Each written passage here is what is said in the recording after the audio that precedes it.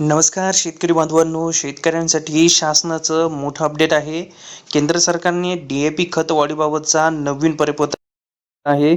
तर शासनाने या परिपत्रकात सांगितलं आहे की डी-ए-पी खताचा भाव कोणताही वाढलेला नाही. तर हे परिपत्रक प्रेस नोट काय आहे हे आज आपण या व्हिडिओमध्ये पाहूया. तर डी-ए-पीची 50 किलोची बॅग 1350 रुपयांनाच मिळणार असल्याचं परिपत्रक या ठिकाणी आलं आहे. संपूर्ण माहिती जाणून घेऊया, व्हिडिओ शेवटपर्यंत पहा. मित्रांनो, या ठिकाणी प्रेस रिलीज आपण पाहू शकता.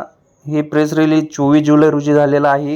Government extend specially financial support to maintain DAP price at 1350 रुपये 50 किलोच्या बॅगीसाठी खरीप 2026 साठी असणार आहे.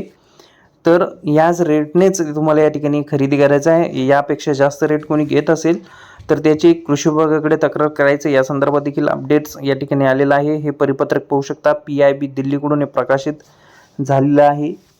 तर या संदर्भातील हे अपडेट होतं. तर अशाच महत्त्वपूर्ण अपडेटसाठी आपल्या चॅनलला अजून सबस्क्राईब केलं नसेल, सबस्क्राईब करून घ्या.